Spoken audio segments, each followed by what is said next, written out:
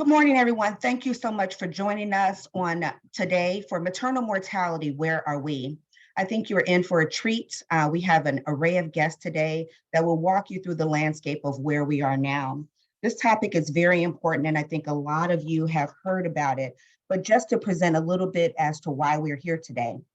The maternal death ratio for Black women is 2.5, almost 3 times higher than white women, and 3 to 4 times higher than Hispanic women.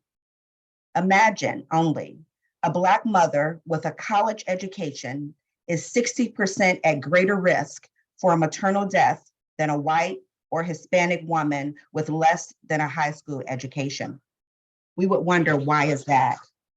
This is just a quote I'll close with before we begin. Black women are more likely than white women to report that their concerns and preferences regarding birth were disregarded.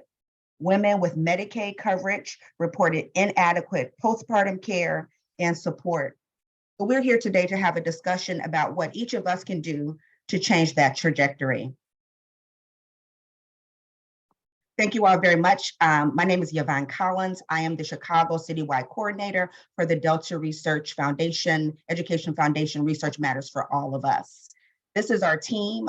They've been tasked with from the National Institutes of Health to ensure that we get the word out about this important campaign. 12 cities were chosen. Chicago happens to be one of those cities. And each month we're tasked with either a webinar or in-person sessions to educate the population on important topics.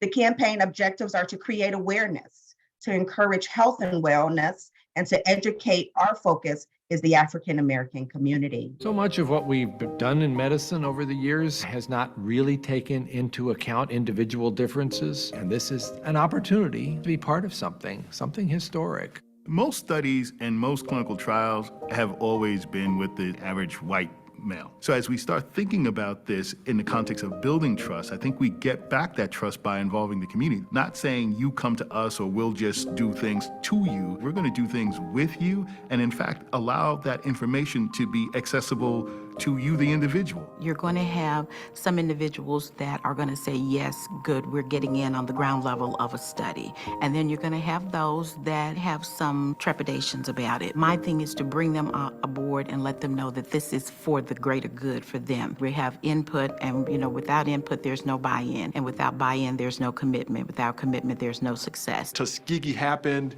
We're not trying to hide that or sweep it under the rug, but communities of color will be at a disadvantage if we do not find ways to get by that. Whether the focus is asthma, whether the focus is infant mortality, whether the focus is diabetes, cancer or heart disease, communities of color are disproportionately impacted by them. It has always been playing catch-up to make sure that they're even getting access, much less minimum service. Low income, underserved, and people of color are oftentimes very generous in giving something if they understand it. And they always do so with the intention that knowing this is not just about me, this is not just even about my family, it is about helping the community down the road. Being able to bring the Asian American population who is never at the table, not only to contribute to science, but to contribute to our ability to understand the nuances within those populations. I think it will provide a huge national data set so we can ask questions and make discoveries about healthcare that will better their own personal health and those of the communities that they are part of. Diversity strengthens the science. It could bridge some civil rights issues and inequities in healthcare across all races and ethnicities and culture. As a community of color, underrepresented, hidden, underserved, what would happen if you were not at the table?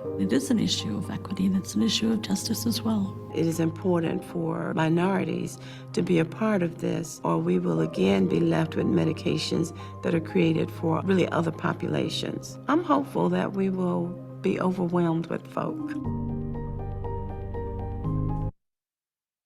So you heard some words in those presentations. You heard equity, you heard justice. So really the goal and aim of this particular collaborative is to improve healthcare outcomes and to decrease healthcare disparities, some of which you will see today. And we're hoping that it will really be the fuel to promote and move forward precision medicine. And you'll hear a little bit about precision medicine from President Obama. Something called precision medicine. In some cases, people call it personalized medicine, gives us one of the greatest opportunities for new medical breakthroughs that we have ever seen. Doctors have always recognized that every patient is unique.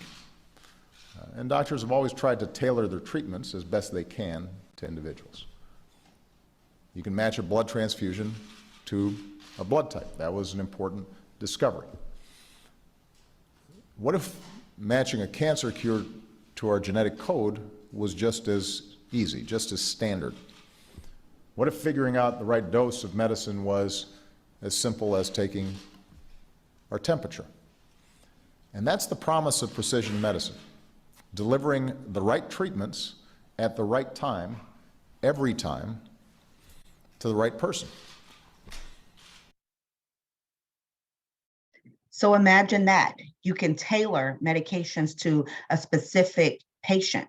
And so the mission and objectives of this program is to accelerate research, to build relationships not only with patients and our participants, but also scientists. And the goal being to create the largest and richest biomedical resource we've ever seen.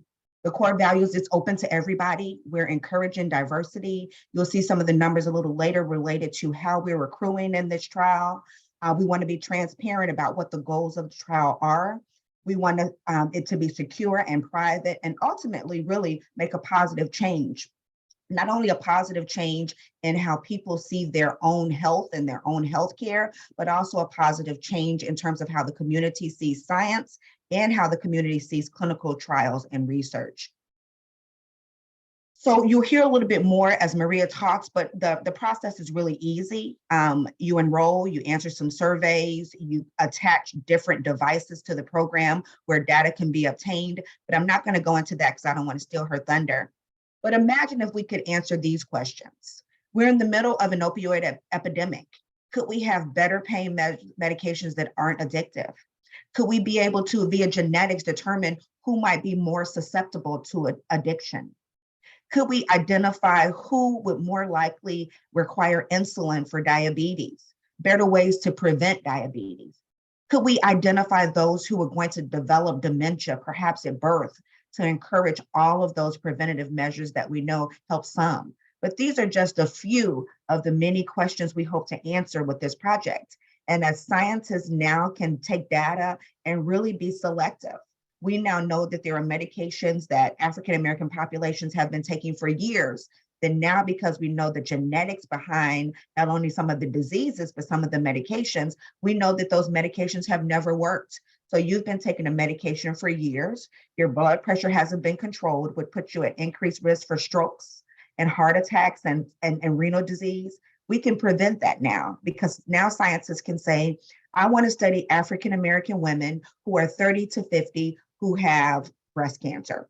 And so we can really be able to target how we do research to answer very specific questions about populations that we have not been able to answer. The So All it's of Us absolutely research fantastic. program is an ambitious effort to gather health information from 1 million or more people across the U.S.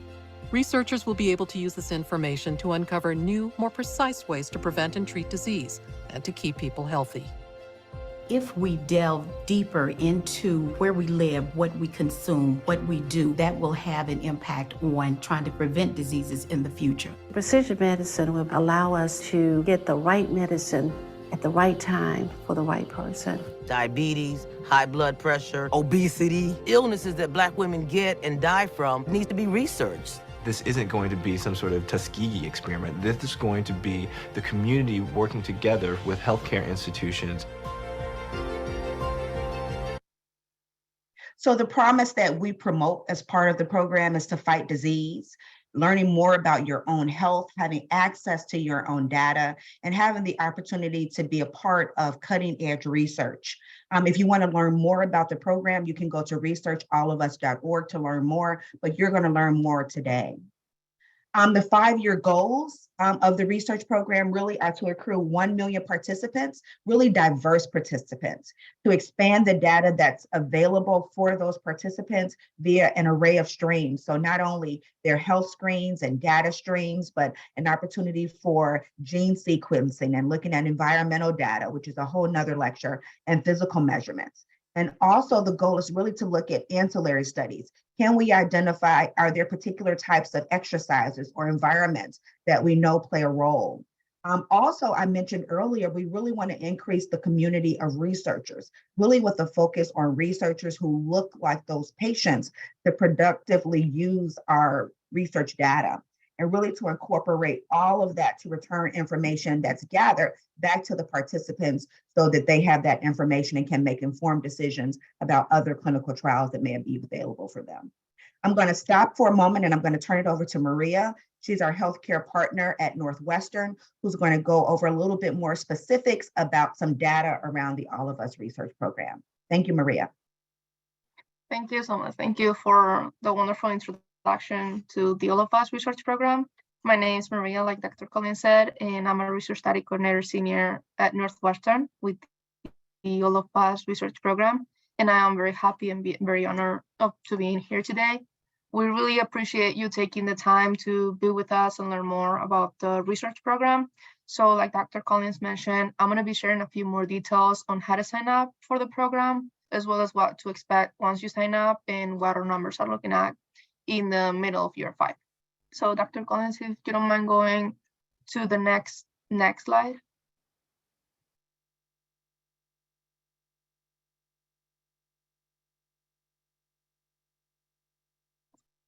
So currently in Illinois, we have several institutions working to support this effort, and together we're known as the Illinois Precision Medicine Consortium, or IPMC. And in that slide, you were able to see a concise view of our participants' locations through Illinois. We are spread out through the whole area, so you can choose a location that's conveniently located close to you. And even if you don't receive care at one of those health provider organizations, you can still choose the location that's closest to you. It doesn't have to be the one where you go to the doctor. And in response to COVID-19, besides having resumed in-person appointments at all of our centers, we also offer telephone appointments and full remote participations in case somebody doesn't want to go in person and prefers to do this remote participation. If you don't mind going to the next slide.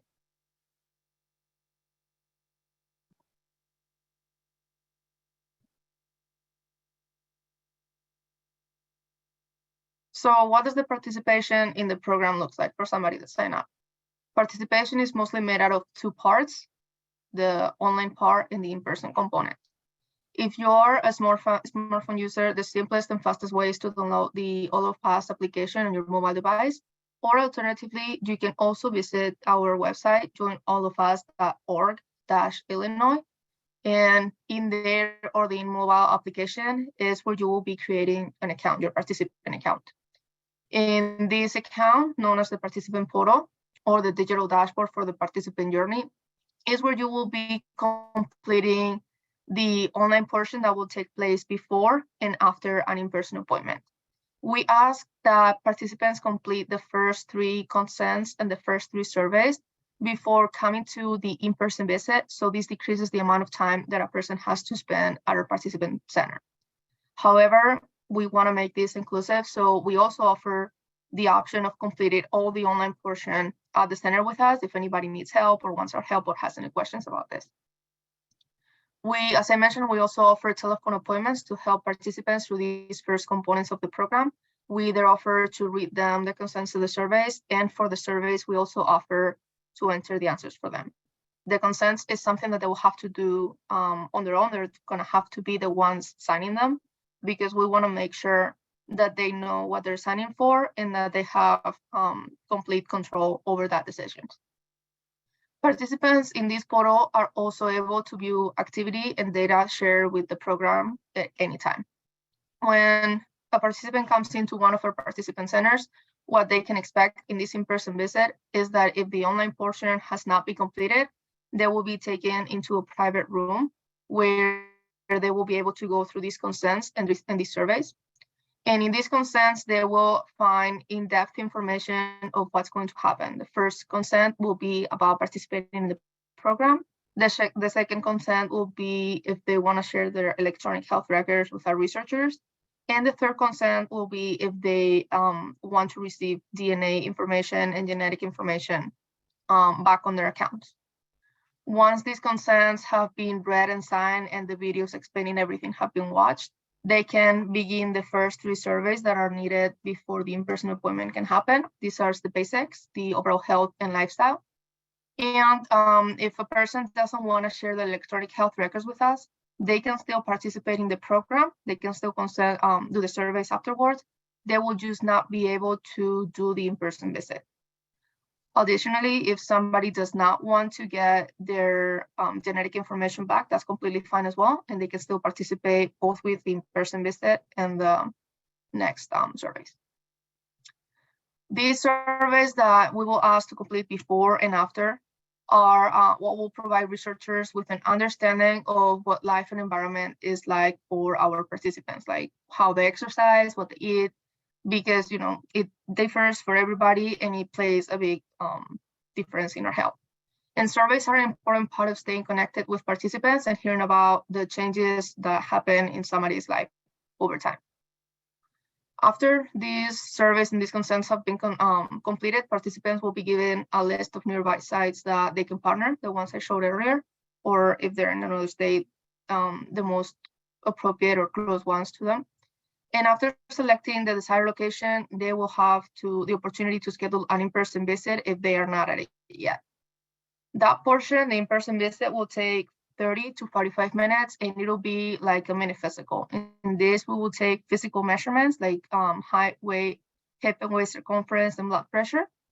And it will collect a biosample collection, including blood and urine. If somebody doesn't feel comfortable providing blood, we can also do it with saliva. And once this first in-person visit, this first and only in-person visit is completed, participants are eligible to receive a $25 gift card for compensation of their time. And they can also, throughout time, answer SNAP questions that will show up on their participant portal. They will be getting more surveys over time, and they can add their Fitbit or Apple Watch in case they want to share this information with them. Because the All of Us research program is a longitudinal study, there is large value in receiving multiple data points for participants over time. So that's why we keep giving them surveys, the SNAP questions, or the support for Fitbit and Apple Watch, because these various factors are what make somebody's health history unique and what over time will matter in their care. If you want to go to the next slide. As part of the core values, the All of Us research program is committed to ensuring that participants have the chosen ability to share, but also receive information back. For example, as I mentioned, participants can receive this information on their DNA back if they choose to do so, and participants have shown that they have great interest in this. At the end of last year, we began returning the first reports back, and over this year, we expect to catch up with all of the participants that we currently have that are enrolled and eligible to receive them. The first DNA results that participants are receiving are ancestry and non-health related trait reports. And if participants consent to receiving them, they will get these results separately and decide which ones they want to see. And then through the web-based genetic engagement module, the All of Us research program for the participants can easily navigate and view these DNA results. And in there, it will include the traits, the ancestry, and the health-related reports. And in these health-related reports, they will get information on how their DNA affects not only whether they have any predisposition to certain illnesses, but also how they react to certain medicines. The illnesses that we are currently reporting on, there are 59 genetic variations that are actionable items, meaning that participants that have a positive result will be able to do something about them. We're not reporting on those that people won't be able to do anything about. And for anybody that receives these results, whether the result is positive or negative, participants can choose to talk to a genetic specialist in case they have any questions about these results, what they mean, or in effect they have any questions at all. These results are not shared with insurance companies, and they're not shared with doctors or family members. They're simply shared with the participant, and then from then on, the participant decides who they want to share this information with. Next slide, please.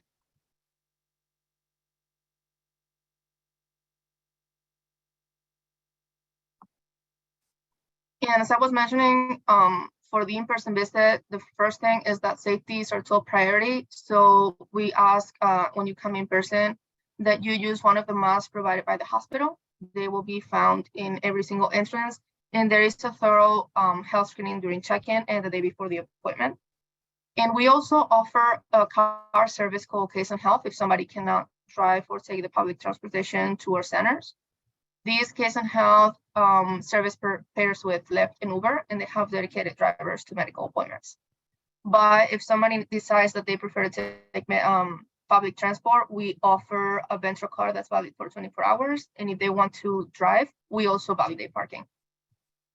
Once a person arrives, somebody will meet them at check-in, and then we will guide them through the whole process. And it is important to know, if you choose to come into the in-person visit, that we have implemented new policies and procedures to meet all local, state, and federal guidelines, such as universal masking, self-reporting on any health symptoms prior to the days leading up to the appointment, and the screening, health screening that I was talking about. And next slide, please.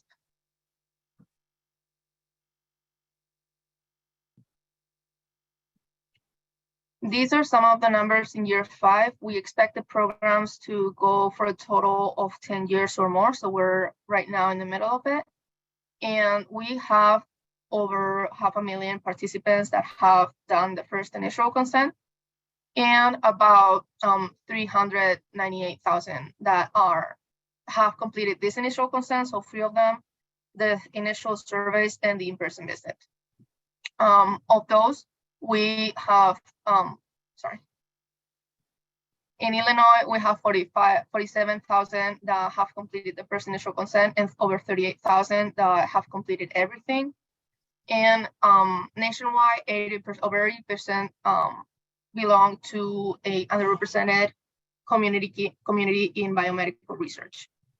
Of those, 67% are in Illinois, and of those 86, 67.46 belong to racial identity in these underrepresented in biomedical research community. And we also have researcher workbench where researchers can apply to use this database. They go through a series of consents and protocols. And we currently have 449 registered institutions with over 3,000 registered researchers. These numbers keep growing by the day, and we are very happy that we are over in track to meet our goal. So this is it from me today. If you have any questions, please feel free to let me know. You can always send us an email or reach us through social media or through phone numbers, and we'll be very happy to assist you in anything that you can. I'll leave my email in the chat, and I'll give it back to Dr. Collins. Thank you so much for having me. Thank you so much, Maria. This slide just shows all of our social media platforms, so you can go to any of them to get additional information. Again, I can always help where I can. Feel free to reach out to me via email. That's my email. Let me read a disclaimer, and then we will get to our main event for the day. The views and opinions expressed by the guest panelists and/or presenters do not reflect the views and opinions of the Delta Research and Educational Foundation, DREF. DREF Research Matters for All of Us, the National Institute of Health, All of Us Research Program, or any of these affiliates. I'd like to take a moment now just to thank all of our partners. So Dr. Prem Kumar from the University of Chicago, Elizabeth from the March of Dimes, and the Glen Ellen Area Alumni Chapter of Delta Sigma Theta, my home chapter. I will turn it over to Sora Nolan, who is our chair for physical and mental health, to introduce our guest speaker. Good afternoon, everyone. Thank you so much for this opportunity. Again, my name is Jennifer Nolan, and I am the chair of physical and mental health for the Glen Ellen Area Alumni Chapter. It is my pleasure to present the speaker today. Ashish Premkumar, the doctor, is an assistant professor in the section of maternal fetal medicine in the Department of Obstetrics and Gynecology. What's wrong with me today? At Pritzker School of Medicine at the University of Chicago, where he practices as an MFM subspecialist. He is also a doctoral candidate in the Department of Anthropology at the Graduate School at Northwestern University. He completed his BA and MD in the 7-year liberal arts medical education program at Boston University.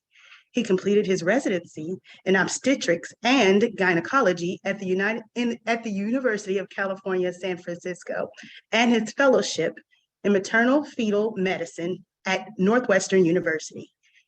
His work has been published in a variety of peer-reviewed medical and anthropological journals, such as the New England Journal of Medicine and Social Science and Medicine. He also serves on the editorial board for the Journal of Perinatology. His research interests include the intersection of complex family planning and maternal fetal medicine, maternal fetal surgery, reproductive infection diseases, and placenta accreta spectrum disorder. I present to you now your speaker, Dr. Premkumar. Thank you, Sarah Nolan. Thank you for that warm introduction. I'm going to go ahead and share my screen. So I think everyone should be able to see that right now. Let me go ahead and get this going. Perfect. So thank you all for having me. Today I'll be presenting a little bit on what Dr. Collins had previously sort of introduced alongside the All of Us initiative, really focusing the next half hour, 45 minutes or so on the scope of the issue as it relates to maternal morbidity and mortality and posited ways to try and intervene to reduce the rate of maternal morbidity and mortality here in the United States. I have no relevant disclosures for this talk. So the big thing we're going to be talking about here is really going to be broken down into 3 categories. One is really looking at what do we actually mean when we talk about maternal morbidity and mortality, because the definitions are used in the lay press, they're used in academia in a variety of ways. And it's really important that when we're starting to define the problem, we have a very clear set of what that definition is. We also want to get a clear set of epidemiology. So who is being affected and why? And to Dr. Collins' point, right, we know at least there is a variety of social inequities at play, inclusive of ethnicity and minoritization here in the United States, that plays a role in who experiences severe maternal morbidity and mortality. The second part of the talk is going to be focused on contributors to maternal mortality. This could go in a variety of directions. I've chosen to focus the talk primarily on opioid use disorder, given the specificity of that issue as it relates to maternal morbidity and mortality here in Illinois and in other states where opioid use disorder and substance use disorders in general make up a significant percentage of etiologies as it relates to maternal morbidity and mortality. And then in the last part of the talk, we'll harp a little bit on interventions that have been proposed by the American College of Obstetricians and Gynecologists and my own group, the Society for Maternal Fetal Medicine, in terms of ways we can try to ameliorate some of the issues around maternal morbidity and mortality. So when we think about trying to measure and understand morbidity and mortality, there are a variety of different ways that are put out in the literature to try and get at this question of who is being harmed during pregnancy and postpartum, and who ultimately passes away because of a pregnancy-related issue. So we look to things like vital statistics, so statistics that are traditionally captured by public health groups. You have to have for example, a functioning public health system in order to do that. There are other methods that we use in other places, or if the outcome is so rare, so things like asking family members, doing in-depth interviews, so sisterhood method and verbal autopsy, and something that we do here in the United States, case reviews.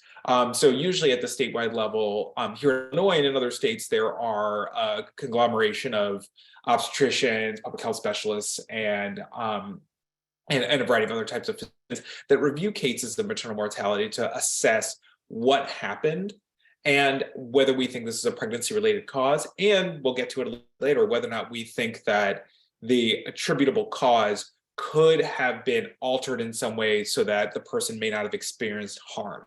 Was there an intervention that could have been done, wasn't done for XYZ reason, and therefore this person suffered a severe outcome?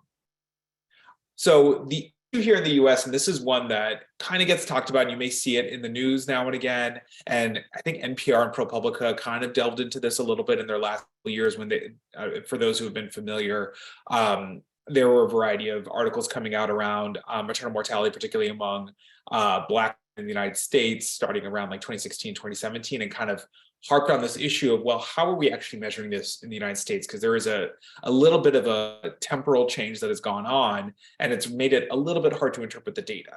The long and short is that they really have tried throughout the years to come up with some standardization, but it's become a little bit complicated because it really is at the state level, and as you probably are aware, every state's a little bit different.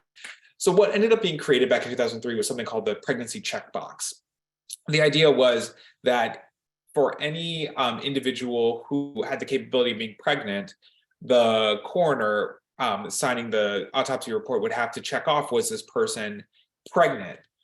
The issue is that, could this have been someone who was postpartum and we didn't know that they were pregnant, right? And we don't even know, were they postpartum last year or were they postpartum 3 weeks ago? So you can imagine this, how far out are these individuals from a pregnancy could make collecting data a little bit more complicated from state to state. The other issue, and this is more so for us in medicine, is that there's a problem with this system in general, not just in terms of classification, but also start to look at coding and billing, which is another way that we look at this data for large scale evaluation. It's inconsistently coded. So as a result, you can imagine that some people who might have experienced maternal mortality may not be picked up when you're doing large scale evaluations retrospectively or looking backwards. And the other thing that kind of puts a damper on things is not all states report out their maternal mortality data.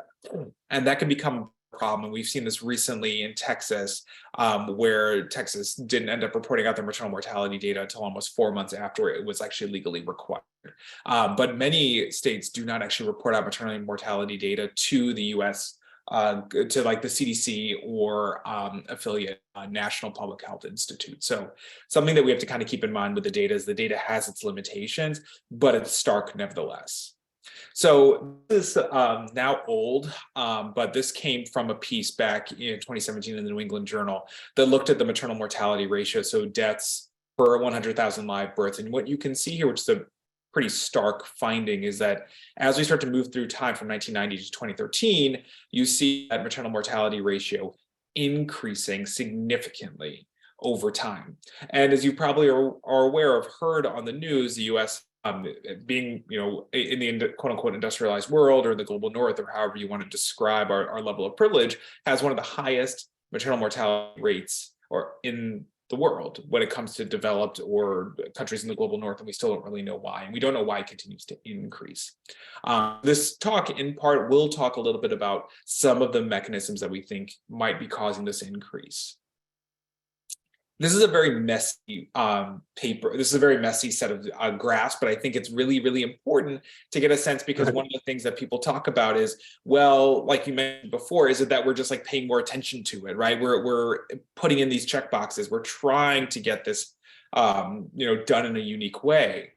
The issue is that when you look at the top graph, this is again looking over time and kind of looking specifically at things like coding. When we put check boxes in, you can see that the rates do increase, but in general, when you end up looking at it in multiple ways, whether or not you're looking at it with coding or not coding, the rates continue to increase across the board. And that is reflected again in the second graph. And we can make this argument that maybe it's coding, maybe it's, check boxes, whatever, but we still think that something is changing and the mortality ratio is increasing. We don't have a good sense of why. So when we end up taking a look at this, and in particular, when we look at maternal mortality rates by race and ethnicity, it's again, very, very humbling to take a look and seeing the overall harm that is being inflicted for people of color in the United States as it relates to both of those adverse outcomes. So even though the total on the far left bar of the screen is still high, we're still talking about, maternal mortality rates of roughly anywhere between 20 and 25 per 100,000 live births, I should say.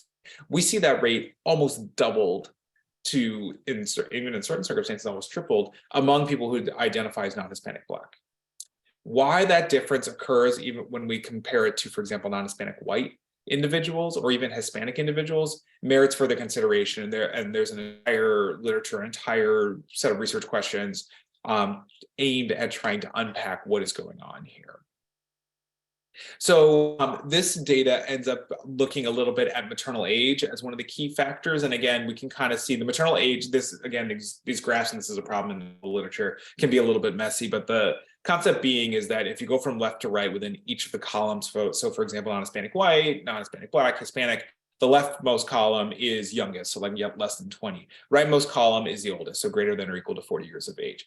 And you can see the trend across all racial groups, that the younger you are, the lower the mortality ratio. As you start to go older and older, the more ratio goes up. Now, the problem is that you can see non-Hispanic black individuals, that ratio goes up significantly when compared to other race ethnicities. And so that not only does the slope increase, but the overall value of the mortality ratio is almost 5 times that of non-Hispanic white individuals of the same age, of individuals who are above the age of 40. And again, this graph kind of points to age as being a factor, but there are a variety of other confounding factors that may play a role in this, that range from biomedical issues, structural and systemic racism, and ultimately types and forms of care that are being provided to individuals. And we'll get into those in a little bit. One of the things that we like to look at as well when it comes to maternal mortality is what we consider to be the medical, or like the etiology, the reason that ended up triggering harm in this circumstance. So you can see here, these are all different, these are breakdowns of what would cause maternal death. And some of these are things like high blood pressure issues, cardiac issues, high blood pressure issues unique to pregnancy, hemorrhage or blood loss after delivery, adherent placenta, which is a very it's a rare diagnosis, something that is associated with a high C-section rate here in the United States. If people have questions about that, we can talk about that at the end of the presentation. But really, you can see that a variety of chronic comorbid medical conditions drive maternal mortality here in the United States. Many of them are related to cardiovascular health, but a not insignificant number of them, and they're kind of coded a little bit funny here, mental and CNS disorders or central nervous system disorders, of which one could think about being substance use disorders, postpartum depression, a variety of other mental health issues play a significant role. And I harp on that because we're going to unpack that a little bit more fully later on in the presentation. One of the things that ends up being brought up is a little bit around site of care, so kind of attending to those questions of systemic and structural racism. So this study, which was done by Elizabeth Howell, who's a clinician researcher in OBGYN, she's the chair at Sinai now, Mount Sinai, New York City. Her and her research group ended up looking at, when we look at morbidity rates, so not mortality, morbidity, so severe harm, like need for blood transfusions, going to the intensive care unit, like all these things that we would consider to be near miss events for maternal mortality. We know that there is a disparity between individuals who self-identify as white, self-identify as non-Hispanic black. Do we think that that is driven by where people receive care, which we know is structurally inequitable, right? Driven by redlining, segregation, insurance policies, all of these things that have sort of a long-standing historical relationship with systemic forms of perpetuated racism. And what you can end up seeing, and I've kind of circled this, is that we do see a difference in the rate of severe maternal morbidity between non-Hispanic black and non-Hispanic white individuals. That's pretty straightforward. What they end up looking at is actually sites of care. So are they looking at hospitals that are serving very rarely individuals who self-identify as non-Hispanic black, or is this a hospital that majority serves non-Hispanic individuals? And you can see the rates do go up, and they take into consideration in this study hospital factors like, are there residents there? Is it a big or small hospital? Is it located in the middle of nowhere or in a major urban city, which may have implications for resource allocation for the hospital? A hospital that doesn't really do a lot of deliveries or vaginal deliveries or C-sections or what have you. And they also take into consideration, to an extent, insurance status. There is something about the system in which people are engaging in care. And again, for the purposes of this statistical analysis, right, they put it at the level of the hospital, but really it's a bigger question as to like the healthcare environment a person is able to engage in during their pregnancy. Using the birthing hospital as sort of the end result brings into question all of these other antecedent pathways as it relates to the pregnancy. So it kind of points a finger at the healthcare system as perpetuating harm, But it also tells us there's more to the story than just where you give birth. There are things along this pathway that need to get unpacked. And Dr. Howell will bring up some of her work later on, brings this up in a variety of different ways that attend to the local encounter all the way up to the way a healthcare system works. And we'll get into that in a little bit. I want to turn a little bit to Illinois specific data. Just we're one of the sites that really has taken this on as a major issue and really have focused on ways to ameliorate this problem. So again, our data mirrors again the findings that we see in the US, a general trend towards increase in the maternal mortality ratio over the last few years. And when we actually look at our breakdown, we see that we'll look at the top pie chart. The majority of deaths are associated, or pregnancy-associated deaths are driven by so-called medical factors like high blood pressure, diabetes, heart conditions, things like that. When we start to actually look at the rest of the breakdown, it's usually made up of actually violent issues. So suicide, homicide, but drug overdose also plays a not insignificant role, and that is different by race, ethnicity here in Illinois. What people see and what a lot of the media has kind of covered is the issue of substance use disorders, and particularly opioid use disorders, as primarily a quote unquote white problem. This issue that traditionally affects people who would come from a background of non-Hispanic white population, traditionally rural. That's sort of the population that gets seen when you talk about like TV shows like Dope Sick, the one that was just on Hulu, or if you're familiar with, and I'm forgetting the book now, but there was a recent book that ended up looking at opioid use disorder in Appalachia. So people kind of think about it in that way, but some more recent data coming out from Illinois, nationally, especially in the wake of COVID, have kind of troubled those assumptions. And we start to see this issue moving away from those traditional stereotypes of substance use and moving a little bit more towards urban populations who are minoritized, so namely non-Hispanic, Black populations and Hispanic individuals. Just to take a breakdown as well here in Illinois, this comes from Stacey Geller's group over at University of Illinois, Chicago. She's an epidemiologist by training and has done a lot of work on maternal morbidity and mortality here in the state. And here she ends up looking at pregnancy-associated deaths due to violence here in Illinois. Again, this data is a little bit old. So again, between 2002 and 2013, what you can see, which I think is pretty sobering, is not only the differences in race ethnicity as it relates to homicide, suicides, and substance use, with rather horrifyingly a high percentage of maternal deaths due to homicide among non-Hispanic Black population here in Illinois, with a high rate of substance use disorders being attributed to maternal mortality among non-Hispanic white populations. But the important thing that we kind of see, and I've circled it here, is that a good proportion of individuals pass away during pregnancy, because many times when we talk about maternal mortality, we're talking about the postpartum state. Indeed, you can see the last column under timing of death that, roughly half to 2/3 of deaths for maternal mortality attributable to maternal mortality or coded as maternal mortality occur in the postpartum period.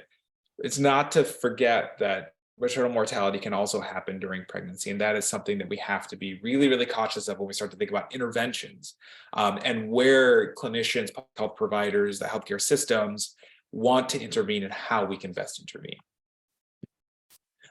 This gets back to a comment I made earlier in the discussion as it relates to, well, we've talked about all these terrible things that can happen.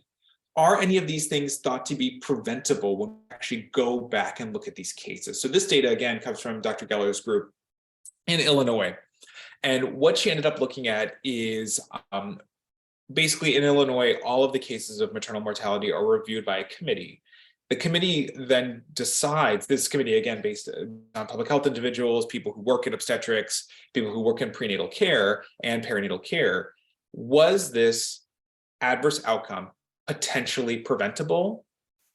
Could it not have been preventable? Do we think that there was some sort of intervention where improvement could have potentially been performed to avoid the adverse outcome? And what is, I think, really sobering is that in general, we look at all cases, and again, they do look at a subset of cases related to high blood pressure issues in pregnancy, so preeclampsia and eclampsia, as well as hemorrhage, so acute blood loss during pregnancy. They show almost 1 in 5 cases associated with maternal mortality here in Illinois are thought to be potentially preventable. And that is really, really important. Even though it's a fraction of the cases, the idea that in general, something could have to potentially alter an adverse outcome like death of a mother is sobering for an obstetrician. And really, when we think about, when we think about ways to look at altering an outcome, I didn't end up, I don't know why the circle didn't come in, but when you look at the antepartum, interpartum, and postpartum breakdown, a lot of these numbers you can see are relatively small. They kind of are evenly distributed across the span of before delivery, during delivery, and then after delivery. But they also do, it's also a little interesting that when you end up looking at it, a lot of the emphasis on what needs to change, really interestingly, when you look at the percentages, focus on healthcare professionals and the role that the clinician and or clinical team has in providing care for these patients. And again, these numbers aren't huge, but it is something, and there's been a lot of focus from the American College of Obstetricians and Gynecologists and Society of Maternal Fetal Medicine to really focus on that patient-provider interaction. We'll get a little bit more into some of those interventions at the end of the talk. And again, when we start to look at this by race ethnicity, sadly, the trend continues when we start to think about individuals who self-identify as non-Hispanic white versus those who identify as non-Hispanic Black. When we start to see that even though there is no statistical difference among potentially preventable outcomes by maternal race ethnicity, when we look at whether improvement was needed at all, we see a significant difference and a higher likelihood that if you were identified as non-Hispanic Black, the need for some level of improvement in care during pregnancy or the postpartum period is roughly double that of individuals who are non-Hispanic white. That is something that is also quite sobering, something we have to really keep in mind when we're talking about equity. It's not just care in a different circumstance, it's how we equitably improve quality of care for all individuals. And so this kind of brings up this point of where is the focus? And if really we're talking about all of these issues and we're talking about quality of care, we're talking about the clinician relationship, where are we in terms of this discussion? And I put up these two articles because these were really sort of clarion calls for us within maternal fetal medicine. So individuals who train in obstetrics who only take care of sick individuals through their pregnancy. So the idea is, where is the M in maternal fetal medicine? How do we emphasize the maternal in this circumstance? And a lot of the data that I've described has really sort of retrospectively looked at this problem that I think we all kind of knew about, and subjectively as beings or working in these environments, but it put a push to us to say, well, how do we improve this? How are we going to improve the training of clinicians coming into the field so that we can reduce these adverse outcomes? So, we start to think about a high-risk pregnancy in this circumstance, and this is really where sort of my take is and where my field is. And the idea is that I only take care of, and the focus is really on where we think the person, fetus, or infant is at risk of death or residual injury, and it requires resources, procedures, or specialized care. That is what maternal fetal medicine doctors do, and that is really our goal, is to try and reduce morbidity and mortality associated with pregnancy. So we talked a little bit about contributors, but I really want to focus, and we'll end up taking a focus a little bit more on substance use disorders. But these, this is a paper that came out now 2 years ago from my society that focused on multiple factors that could be associated with maternal morbidity and mortality. And again, these are really focused on clinical issues. The box here, there are larger discussions within that same report that look at structural and systemic factors, but you can see here chronic medical conditions make up the bulk of what we are seeing. Diabetes, high blood pressure, obesity, advanced maternal age, infectious diseases, those all play a role in adverse pregnancy outcomes, and particularly adverse experiencing severe morbidity or mortality.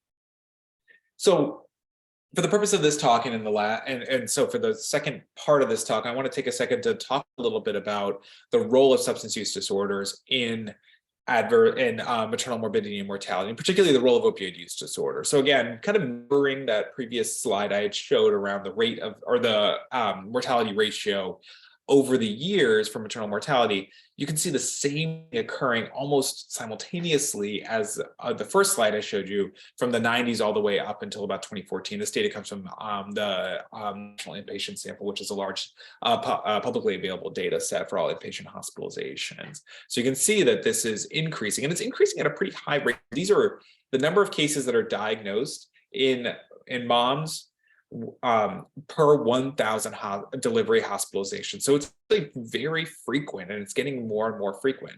So out of 1,000 deliveries, 6 people in 2014 would be diagnosed with opioid use disorder, coming from, a baseline of somewhere between 1 to 2, almost 20 years before. And one of the things that we're also seeing is when people are getting diagnosed. So the issue is that when you end up looking at it across the board, the diagnosis is in general starting to increase across all 3 trimesters. But even in general, we're starting to see it occurring. I'm sorry, I think it skipped. Occurring, across the board at any time, still increasing throughout the early 2000s. And this is looking at particularly at women who are filling an opioid prescription, which we know is one of the main drivers for moving from a use to a use disorder. The idea that you somehow start using opioids for whatever reason. And again, during this time period, this was an era where people were getting prescribed for a variety of conditions that we would not traditionally use them for anymore. This also looks at the type of opioid that ended up being prescribed. It's less interesting and important for this group, but it is important to kind of see, because some of these medications we really try to avoid, like hydrocodone and propoxyphene. The other issue that comes along with substance use disorder or opioid use disorder is the use of other substances in addition to opioids, to marijuana, cocaine, or methamphetamines. So you can see that is also increasing throughout the years as well. So you can see there was a little dip between 2007 and 2009, but it continues to trend upwards. And indeed, when you look at the different substances that are used, and this data comes from large-scale public health data available in the US, what you see is actually an increase in the use of amphetamines. This includes methamphetamine, but this also includes prescribed or diverted amphetamines, so things like Adderall, for example. You can see it increases in both urban and rural counties, but you can see the percentage increase is higher in rural counties, though the difference isn't really statistically significant. You do see a decrease, though, in alcohol and cocaine use, with a small increase in tobacco use. We know that this opioid use disorder in general, beyond contributing to maternal morbidity and mortality, can have longstanding complications for the neonate. So we know that children born to pregnant people who use substances may have withdrawal symptoms after delivery, something called neonatal abstinence syndrome. We've now retermed it neonatal opioid withdrawal syndrome. We've seen that steadily increase throughout the years.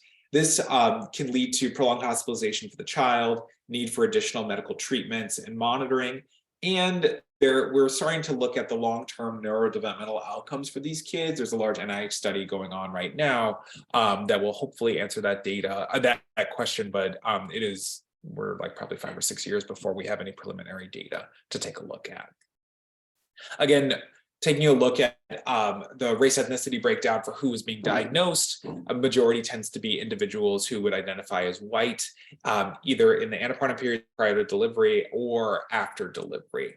Now, this graph also shows, in general, the increasing rate of death on top for people who self-identify as non-Hispanic Black as related to non-Hispanic white. The bottom specifically looks at opioid-related deaths. And again, you can see among non-Hispanic white individuals and across all populations, the rate is increasing. Now, this graph doesn't specifically get into the non-Hispanic Black population as it relates to opioid-related deaths, but I want to come back to that topic because more recent CDC data kind of calls this problem into question.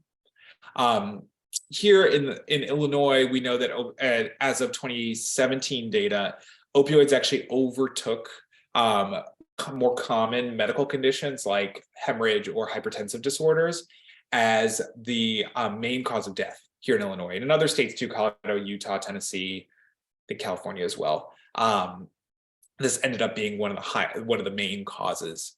So as a result, we ended up deciding to really focus on this from our Perinatal Quality Collaborative, which is a statewide endeavor focusing on interventions at clinical and structural levels to try and reduce maternal morbidity and mortality. So here again, this is our data in Illinois. You can see the overall trend of opioid-related deaths. You can see it increasing among non-Hispanic white individuals. But one of the things you also see, which is not mirrored in some of the other data, is it is actually increasing among non-Hispanic and Black individuals too. And also a little bit among Hispanic individuals. So across all groups, we're seeing an increase in opioid-related deaths. We're traditionally seeing it in urban counties. So you can see here Cook County, which is where Chicago is, which is the bottom bar. It is increasing, but the starkest increase is really in, quote, other urban counties, which is most likely around East St. Louis and Springfield, the capital of Illinois.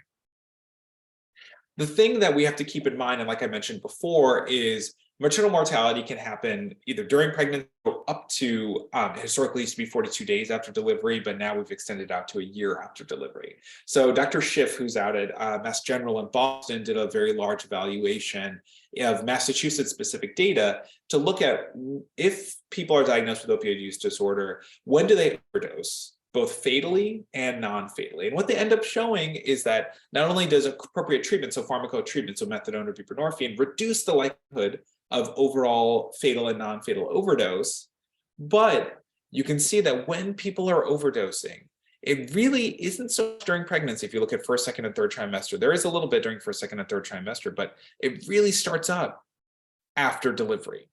So the idea that because the pregnancy is over, it doesn't mean that the problem is gone. It means that we have to be more intensive about how we are engaging people with chronic medical conditions like substance use disorders. The idea being is that once pregnancy is over, we have to make sure we're continuing to watch them because we know, at least epidemiologically, they are at higher risk for overdose, but both fatal and non-fatal. Now, this kind of gets a little bit more as to why we think this is occurring. So if I'm telling you that opioid use disorder is on the rise, it continues to be on the rise, it is associated with fatal and non-fatal overdose, there's a significant racial ethnic disparity in who is getting this, what is going on in terms of being able to get people treatment, because we do know behavioral health services use of buprenorphine and methadone and long-term engagement in care can reduce the likelihood of morbidity and mortality associated with a substance use disorder. Big things that we're trying to rectify here in Illinois and elsewhere are listed. And these things you can kind of actually mirror to other causes of maternal morbidity and mortality. People who are taking care of pregnant folks don't feel comfortable dealing with these issues. They don't know how to start medication, how to manage it. That's a clinician education issue. Economic obstacles, insurance issues with being able to stay in care. The ability to access care. Engagement in long-term healthcare services for chronic medical conditions is very time-consuming. And so the ability to hold down a job, or ability to arrange childcare, to do all these other things and engage in care can become really, really difficult. Substance use disorder has a thorny issue of involving the juridical legal system, the concern around parental custody if the state deems you unfit to parent because of your substance use disorder. That is unique to a substance use disorder as opposed to something like diabetes or chronic hypertension. And of course, the stigma of having a substance use disorder, which may shy people away from engaging in treatment at all. So one of the things that ended up coming out in the wake of some of this data from Illinois is looking at particularly the factors as it relates to engagement in care, and engagement in care is use of medication, so buprenorphine or methadone for treatment of substance use disorder during pregnancy. And this data again comes from Dr. Schiff's group in Massachusetts, but it's been mirrored among non-pregnant individuals by individuals like Dr. Hansen at New York University. But what they ended up showing is that when you look at individuals who identify as non-Hispanic white versus non-Hispanic Black, and for individuals who are Hispanic, we see that if you are of a racial ethnic minority, you are less likely to receive any form of treatment, medical treatment, medication for opioid use disorder during your pregnancy. And it can be as low as 60 to 70% lower odds. That is really, really complicated, very horrifying as a maternal fetal medicine specialist to see that data out, because that suggests that there's something going on at both the clinical level and the systems level that is not allowing people to either be offered, to engage in, or to be sustainably engaged in treatment for a chronic medical condition. One of the issues revolves around access, and this is luckily changing now with recent changes from the Health and Human Services as it relates to access to buprenorphine. Many times for buprenorphine, which is like it's a medication you can give for substance use, for opioid use disorder in general, but it's office-based, meaning a physician who has gone through proper training can prescribe it to a patient. But up until very recently, there were certain limitations. Who could do that? You had to go through a lot of training. You could only prescribe it to so many people. You couldn't prescribe it to more than 50 initially, and then you have to apply to increase your cap to so many people. So researchers tried to look to see, well, where can pregnant people access buprenorphine, which is discreet, it's easy to take in for the right individual, it doesn't force them to go to a clinic every day, which is how people access methadone by and large. What you can see here, this is anonymous shopper evaluation of buprenorphine clinics here in Missouri and Illinois. And what they ended up showing is, number one, the majority of them are clustered in urban areas. So accessing buprenorphine is easier if you're in Chicago, St. Louis, or Kansas City, or Springfield. It is difficult if you're living literally anywhere else. So again, that question of access to treatment and access to treatment for people who are pregnant, because many times providers who traditionally don't see pregnant folks, but do engage in addiction medicine care, don't want to take care of pregnant people. It's not in their scope of practice, they feel uncomfortable, XYZ, there's a variety of reasons. So as a result, you can see huge swaths of the country may likely mirror what we're seeing in Illinois, namely limited access to treatment. So that's opioid use disorder in general, but like I mentioned before, there's a variety of structural factors that play into maternal mortality. And so these exist on multiple levels, and these kind of, they frame onto the National Institutes of Health understanding of racial disparities in healthcare. The idea it goes from the patient all the way to the system itself. So everything from the built environment, housing, transportation, environmental resources, the provider experience, the system care coordination and location of care, all of these play a role. And you can see that my Society for Maternal Fetal Medicine putting in a series of strategies that may be posited to reduce the morbidity and mortality associated with pregnancy. Everything from the way we structure public health interventions, funding Medicaid, and improving provider training as it relates to bias and education are key in this circumstance. But one of the things that we really have to think about in the last couple minutes are how we think about these interventions in real time. How, as a clinician, should we think about doing this? Part of it is thinking about pregnancy risk assessment during a pregnancy. So not just looking at medical surgical histories, but thinking about what are the goals of an individual who's coming in pregnant or who wants to be pregnant? What are they hoping to achieve? How do we think about their built environment? How do we think about exposures or limitations to accessing care that might make it difficult for someone who's got a very complicated medical history to engage in prenatal care or engage with multiple subspecialists? Oh, did someone have a question? Oh, okay, I'll keep going. So part of this has to do with a discussion around shared decision-making between the clinician and the patient. The idea that there has to be a discussion around what, like I mentioned, what are the goals of the patient? What does the clinician think are the risks around the pregnancy or the risks to becoming pregnant? Coming up with informed decisions that can help to mitigate some of those risks. So the idea that the clinician and the healthcare system need to be able to meet the patient where they're at, and how that ends up getting negotiated and worked and understood by both parties is really, really key and a big focus within MFM, precisely because the things we are dealing with are chronic and quite complicated in general. And the idea is ultimately really thinking about bringing in all of these different experiences. How equipped is a clinician to manage the condition? If this is a fetal issue that is also at play, what do we think the prognosis is? We think that the patient has the available support to adequately manage one or more medical conditions. Does the patient want to be pregnant? And that's a huge issue now, especially in a post-Dobbs world. And are there other providers that you can rely on in your healthcare system or other healthcare systems nearby to help manage this individual who may be really complicated? This helps to weigh in to how a clinician thinks about providing care. But this means nothing without the patient's own understanding of what is going on with the pregnancy, what resources do they have, how can they access care? And this really leads to the big question. This is something that ultimately is a huge issue and something that gets talked about more recently. And like I mentioned, especially in the wake of Dobbs, is the decision to continue a pregnancy that may lead to these complications. Like I mentioned, substance use disorders, chronic medical conditions that may get worse in pregnancy.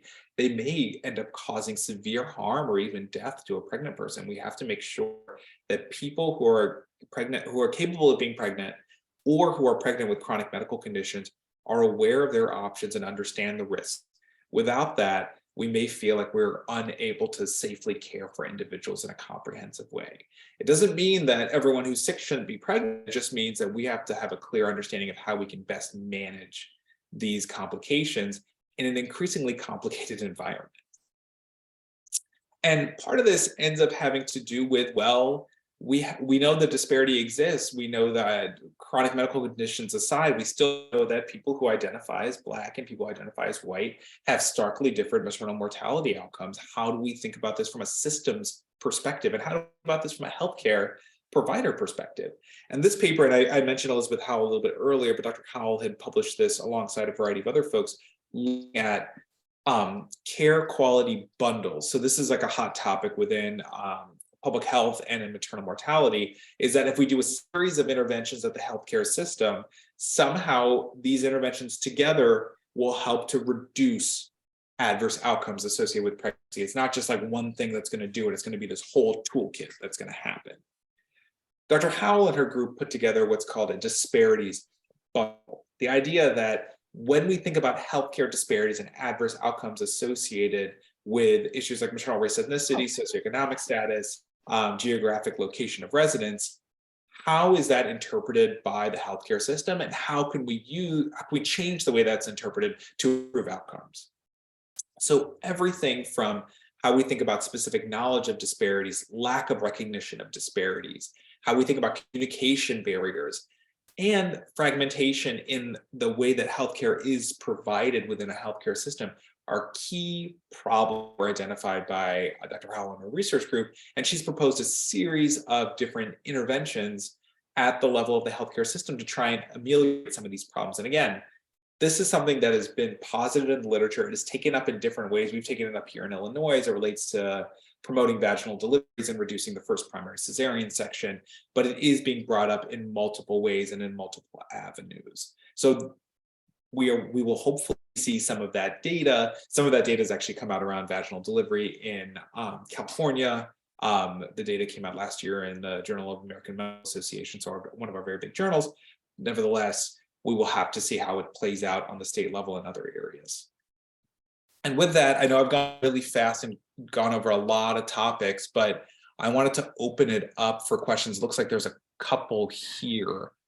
Yep, if you want, can you see them out? I'll say I could go through them, but yep, you can see them. You can start from the bottom. Yeah, so we'll go ahead and let's see here. I'll start with correlation. So someone had a question about correlations related to the racial bias in pain management and the concept that Black women are treated for pain. Yeah, so there is that longstanding issue as it relates to pain management, and more recent data from a group at Northwestern, so through Dr. Bedrelden there, has noted that for individuals who give birth vaginally, where we know compared to cesarean section, their overall requirements for pain medication are going to be substantially less because by definition, they've not undergone major open abdominal surgery. There's still a disparity in who is getting prescribed opioid medications because traditionally we were trying to move away from that. But overall pain management, pain scores, and pain satisfaction among people who are minoritized. We don't see that as, we see that correlation around race ethnicity.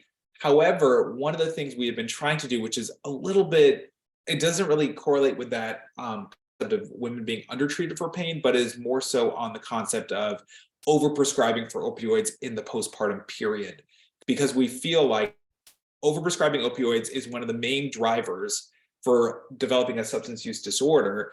People have been moving towards patient-centered discussions around prescription for opioids, particularly after cesarean delivery, where we know major open abdominal surgery, long recovery period, need for opioids as part of multimodal pain management, as opposed to just writing a prescription for 50 of oxycodone. Much of it is reviewing how much the patient has used in the medical record, discussion with the patient of saying, hey, this is what I'm worried about, this is what I'm going to recommend. How do we kind of have a patient-centered view of a medication? Those data have demonstrated a decreased need for opioids among individuals. I've yet to see data around pain satisfaction and whether or not individuals who would identify as Black who undergo cesarean section have different experiences with that overall program, which is a variety of people have kind of implemented that across major academic centers, compared to individuals who would identify as white. So I think it's a really important and really interesting question. The next question, there are a lot, but this is great. The next question comes from, I think, Jennifer Nolan, who but once the disparity bundle is put into effect, how long do you estimate that there will be a change throughout the healthcare system? That's a great question. I will tell you, I think part of this is going to be dependent on what healthcare system we're talking about. It is one thing to put it into effect, for example, in a healthcare system that predominantly serves individuals who would be upper class would self-identify as white, right? A disparities bundle might have a vastly different effect there than in a healthcare system that primarily serves underinsured or uninsured individuals who are minoritized, right? Non-Hispanic Black individuals, Hispanic individuals, undocumented individuals. It'll be really hard to say because one can imagine that the effect may be vastly different between healthcare systems. The second is the disparity bundle as it relates to how providers take that up, because I think one of the things, and I think it's a little bit sort of my own personal experience, is that a lot of providers will just say, I'm not racist, or I'm not biased, or those issues we see in the literature, I try not to do in my practice, without any objective evaluation of how does that look, or what does that mean, how do we quantify that? So I think part of this is also a little bit of change, and this is happening in medical schools and in residencies, of acknowledging and having humility around that concept that this is going to happen. It's not just the clinician, it is the way the healthcare system is structured that is allowing for that and fostering that to occur. So the long and short is, I don't have a time when I think that would happen. I think we'll have to see. I think if we look at the Promoting Vaginal Birth initiative in California as any example, because a lot of that takes into consideration focus on racial equity, they showed differences within 5 years, but it was on a specific topic. It was trying to drop the suction rate. I don't know if what that would look like with opioid use disorder. I don't know what that would look like with our hemorrhage intervention that we're doing in Illinois, but I think I would love to see. So the next question I see comes from Candace Edwards. What age puts the mother at greater risk to deliver? Are there ways to prevent risks after a certain age? Is this a case-by-case for high risk due to age? It's a great question. So when we think about age as it relates to pregnancy risks, there's risks both to the pregnant person and to the developing fetus. The developing fetus risk is, we can't really modify that. That's mostly genetic, and the risks for Down syndrome and trisomy 21, as well as growth abnormalities. That we think is a variety of pathways that may be independent of intervention. The maternal risks really are high blood pressure, diabetes that develop during pregnancy, and it's not a mean way to put it, is that you've lived a longer life than someone who's 20, so you are more likely to develop a chronic disease along the way. So many times those play a role in maternal age. There have been some interventions to try and reduce adverse outcomes in pregnancy around maternal age, but many of them have been focused on high blood pressure issues in pregnancy, so preeclampsia. The big thing that people are pushing, and as evidence-based, is starting a low-dose aspirin, so 81 milligrams, starting at 12 weeks of pregnancy. That has been shown to reduce your chance of developing high blood pressure issues in pregnancy, which could lead to growth abnormalities in the fetus, a stillbirth, need for preterm delivery, and for the mom, things like a heart attack, seizures, stroke, all these things. That's safe. That has been done. And we know as people get older, we tend to recommend it more and more. There is more of a role for, and people are talking about, well, let's just get rid of this age stratification for aspirin, just give it to everybody. Economically, that makes sense. People are testing that out to see if it's a feasible method. So there'll be more information in the years to come to say whether or not are we just going to be recommending it to those who we think are high risk, or do we just say, look, this is such a problem, we should just be giving it to everyone, just like we give everyone a prenatal vitamin. Dr. Prem Kumar, before you go to the next question, do you have to hop off when you're done? I've got like another like probably five minutes, so I could probably do another question. Perfect. Go ahead, because I know you had a time. How's the next question is from Shirley Fleming. How's the treatment of Black women respect being listened to, et cetera, which is one of the barriers we hear in the community? Yes, so this is a huge problem. People have been publishing on this topic for the last couple of years in academic medical journals, and there was a lovely book that just came out, for those who haven't read it, by Dana Ein Davis, called Reproductive Injustice, looking at Black women's experience around birth, and particularly around premature birth and her own experience. She's an anthropologist that really focuses on anthropology of reproduction in childbirth. So for all those who are interested, I would recommend picking that up. The long and short is that there is a lot of data suggesting, right, that people do not feel heard in labor. They don't feel heard during deliveries. There is a sustained effort to educate medical or educate clinicians around feeling and seeing and being heard among individuals who are minoritized. I think the place that has really been seen the most has really been in high blood pressure issues. And I will tell you, anytime we get a call and says, hey, I just don't feel right, and they may not have a medical issue, many times as obstetricians, we start saying, you need to come to the hospital. We may not be able to put a finger on it, but we know something is going on. But that is an obstetrics specific thing. And that's something I've seen replicated in multiple places I've worked. The thing that we know is that not all obstetrics care is provided by obstetricians. We know prenatal care can be provided by a variety of people. Given the dearth of OBGYNs in the United States, we know that family and community medicine, internal medicine doctors, a variety of other folks may do this. So this is also an educational opportunity to try and emphasize a philosophy that I think many of us hold within OBGYN, may not be shared, but needs to be. And how we think about that as it relates to other things like stillbirth, which is a huge issue that we see, don't have a lot of intervention for, but nevertheless follow along those same lines. Like something doesn't feel right, I'm not feeling good, I need to come in. Those signs and symptoms where we need to start considering this. And even in the setting of things like hemorrhage, where we've all taken care of people where they say, you know, I'm not feeling good, I'm not feeling right, and all of a sudden things start to happen really, really quickly. So there are multiple gaps and multiple opportunities for us to intervene. We will have to see how that pans out with further qualitative data in the wake of all of these collaborative initiatives.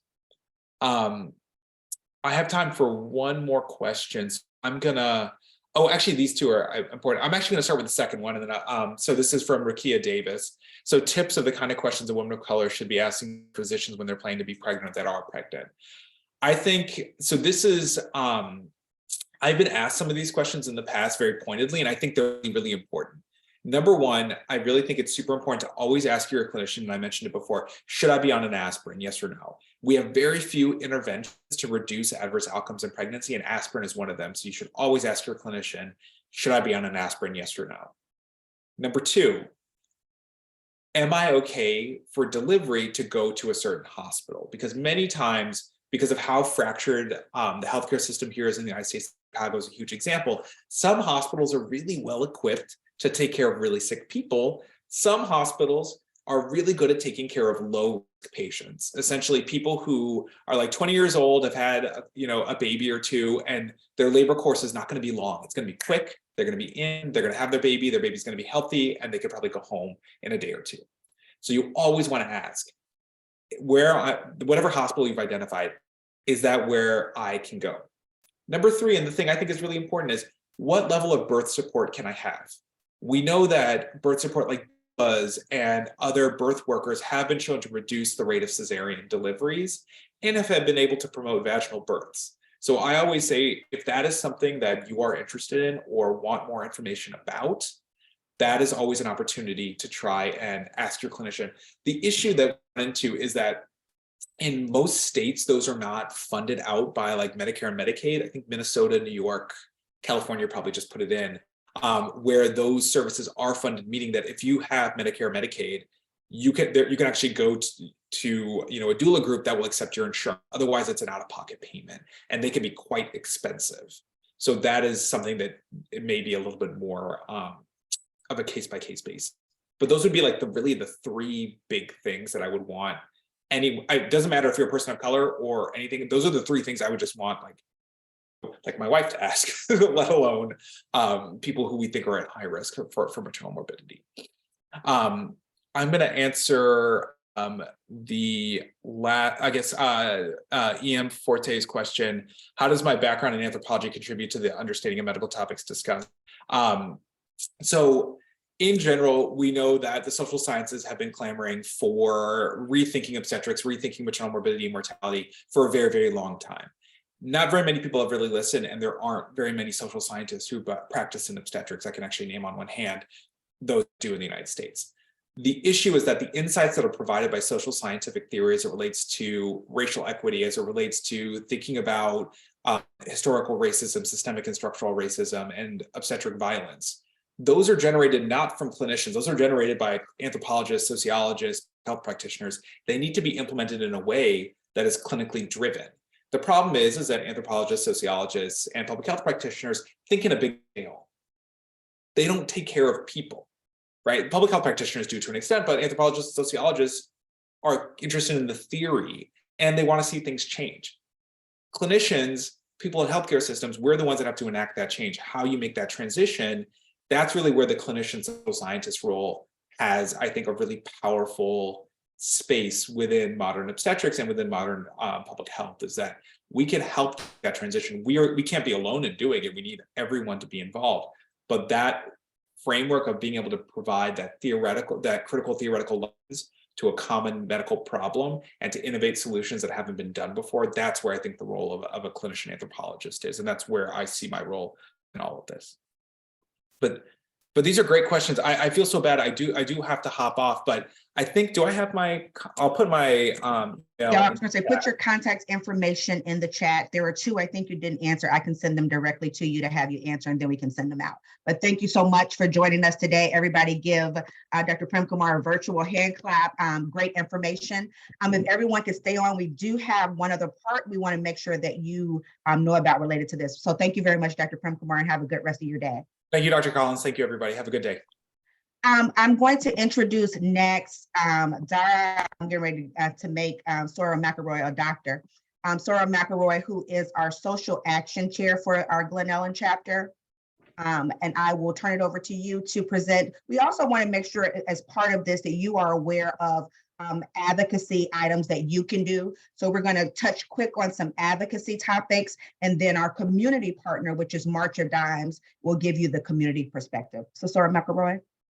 Thank you so much, Sarah Collins. Thanks everyone for your attention. This is high priority in the Illinois legislation right now. And we are fortunate to have legislators who recognize the importance of maternal health. And as such, recently it was back in the spring of 2021, the Licensed Certified Professional Midwife Practice Act was passed into law and signed by Governor Pritzker. The bill is set out to help reduce health variations in communities across the state. So it will take some of that variability out of whether you live in a rural area or in the cities. You would still have access to care, specifically things like doula and home visiting programs.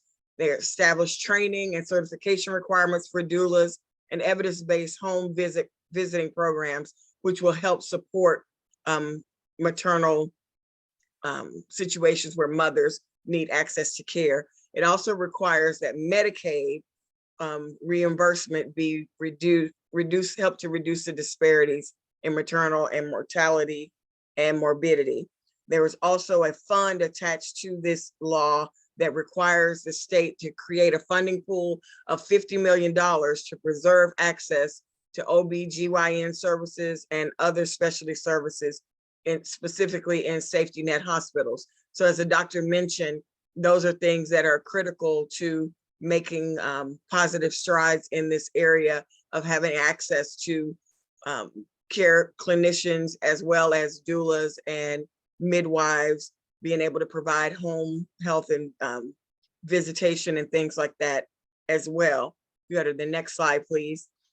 We're also in the crux of, there was a Senate Bill 1826 that was introduced that was focused specifically on African-American mothers. It was to create consumer choice for maternal care for African-American mothers. It was a pilot program that was going to create a task force on infant and maternal mortality among African-Americans, and to enforce some partnership with community-based maternal care providers to help develop rules and regulations for Medicaid, so our low-income providers would be able to assist, low-income patients will be able to get the assistance that they need.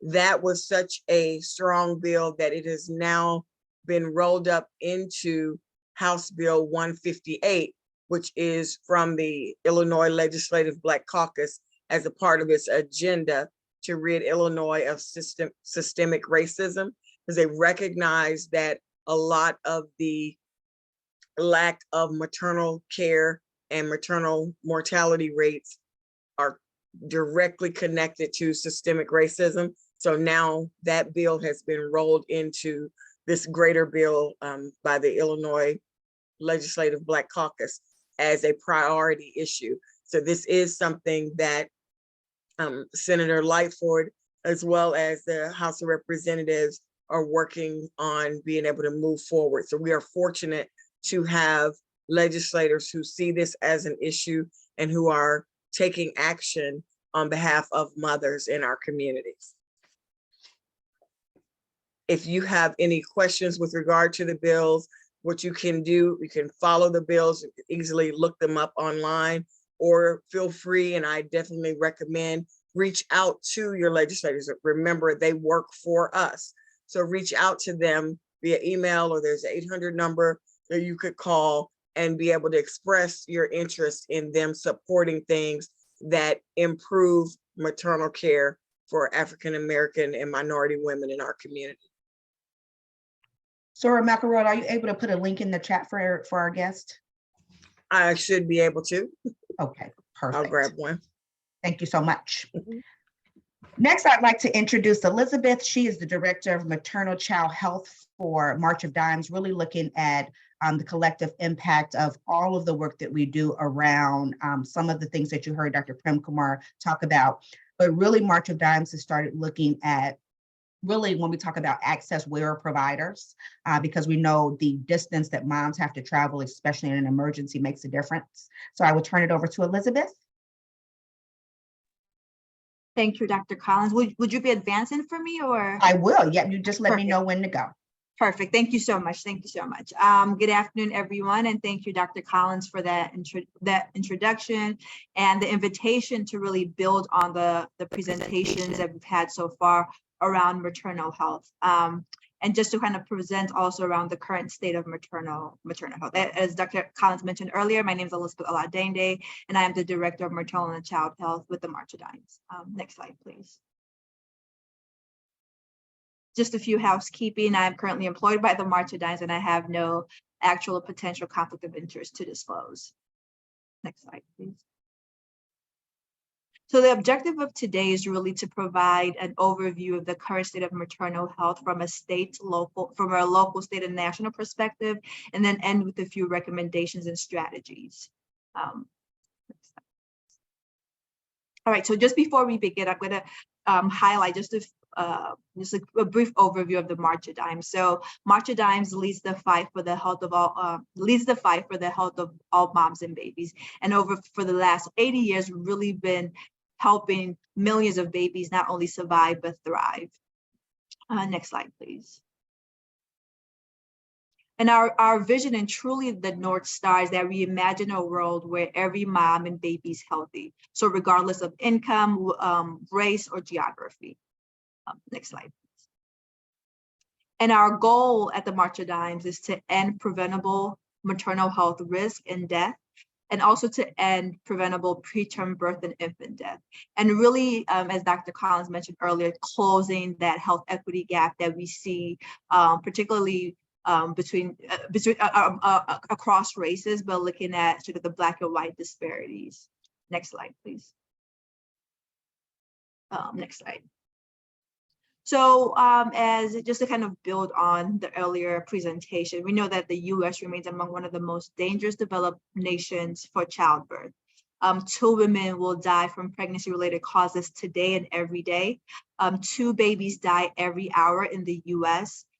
Pregnancy-related related deaths have more than doubled over the past 30 years. So we know that women today are experiencing more pregnancy-related complications than their mothers experienced almost a generation ago. And 7 million women of childbearing age live in counties without access or with limited access to maternity care services. Next slide, please. And so I'm not going to go too deep into the data because the aerial presentation really kind of laid it out. But one of the reports that Marcia-Dime really highlights maternal health outcomes is our Marcia-Dimes report card, where we provide a grade not only nationally but by state to highlight how each state is doing by their preterm birth rate. And so when we look at the map, we see that a majority of our states with the highest preterm birth rates are in the southern region of the country. And so nationally, we received a grade of a D+ in terms of in our preterm birth rate. And if you kind of spot Illinois, we are also at a D+ with a rate of 10.7%. Yes, thank you. Next slide, please. And so this is, again, more information about Illinois. So we see that over the last 20 years, actually our rate this past year of 10.7 is one of our highest rates so far. So unfortunately, although great work is happening across the state around improving maternal health outcomes, preterm birth rates are still increasing. Next slide, please. You can one more slide. Thank you. And so this again just highlights more maternal health related indicators. So infant mortality, which is the death of an infant before his or her first birthday, we see that nationally we are at a rate of a 5.4, and Illinois is at a rate of a 5.3. So things that some of the leading causes of infant death include birth defects, preterm birth rate, and then sudden infant death syndrome, which is another health outcome that Illinois is really making great strides on managing and preventing. So next slide. So just a little bit more around Illinois specific data. So when we look across races, we know that in Illinois, that the preterm birth rate among Black women is 54% higher than the rate among all other women. A similar indicator, when we look across the nation, we know that preterm birth rate among Black women is 52% higher than other races. So Illinois is really reflective of what we're seeing across racial groups nationally as well. Next slide, please. And so when we look at county level data, part of what the report also highlights is that they provide county level data for certain states. And so when we look across county, we see that year over year, we did not see a change from last year report card. We see that although DuPage County improved, majority of the other counties have really worsened in terms of their preterm birth rate. And similarly for Chicago, when we look locally, we received a grade of a D+ year over year from our last report card. Next slide, please. And so I sort of highlighted a few data related to our national data, provided some highlights and a quick overview around sort of statewide data. So looking specifically in Chicago, we know that in Chicago, Black women are 6 times more likely to die from pregnancy-related causes. We know that since 2010, non-Hispanic Black infants have experienced approximately 3 times higher rates, infant mortality rates that are higher than their white counterparts. We know that women covered by Medicaid were nearly 3 times more likely to experience a pregnancy-related death compared to women with private insurance. And we know that 71% of women who experience a pregnancy-associated death were covered by Medicaid at the time of their delivery. It's important to know that 54% of Chicago births are covered by Medicaid, and about 42% of Chicago births are covered by private insurance. Next slide, please. So when we know that poor health outcomes, are, like we had seen earlier, are not evenly distributed across racial groups. And so when we see that although white women and Black women have approximately the same birth rate, we see that Black women experience significantly have higher rates of severe maternal morbidity and other adverse health outcomes. So you might not be able to see the specific numbers, but we see sort of that red or pinkish column down the middle, where we know that for almost every maternal health outcome, including low birth rates, C-section rates, Black women are more negatively impacted. Next slide, please. And so we know that's not just about healthcare, right? We know that there are these social determinants of health that not only that impact overall maternal health outcomes. So in Chicago, we know that approximately 22% of the population does not have consistent access to enough food for active and healthy lifestyle. We know that about 18% of families are living in poverty. About 8% of the population is currently seeking employment, and about 46% of households are paying rent that is more than 30% of their income. So that a large majority of their income going to just housing. Next slide, please. And so then how can we, so the next few slides are going to be some of Marchadine's marquee programs that really look to address how do we achieve equity and improve health outcomes for parents and babies. So one of the programs that I'm going to kind of speak briefly on is our supportive pregnancy care model. Next slide, please. So supportive pregnancy care is really an evidence-based model that provides prenatal care and prenatal education to pregnant women of a pregnancy stage. And so we are providing information around health literacy and health equity, and also really looking to address the social determinants of health and address the medical contributors to medical contributors to having a healthy pregnancy. And so this is a program that we've sort of developed to provide a community for pregnant women as they progress along their journey. Next slide, please. And so we talked a little bit about in the earlier presentation about implicit bias. One of the programs that Marchadine's also offers is implicit bias training for healthcare, maternal health, for healthcare providers, because we know that bias exists, and how do we more intentionally manage that and provide and create more awareness around implicit bias, and also provide healthcare providers with the tools to be able to address and remedy the impact. Next slide, please. One more slide. So just a few of the, I guess, for some of the policy-based measures that Illinois has really, that Marchadine's has recommended, but I do believe that Illinois is really ahead of the game in terms of the policy levers that we're pulling. So for example, Illinois was one of the first states to have both Medicaid expansion and Medicaid extension. And so moving presumptive eligibility from 60 days to 12 months. So we talked earlier about maternal mortality moving from oh, those are apartments. What, right there? Oh, right there. That's the Thank you. So we had talked earlier about how maternal mortality is now has sort of the definition has broadened from the 42 days to a year post delivery. So this Medicaid extension and expansion incorporates that and accounts for providing maternal care services up until 1 year post delivery.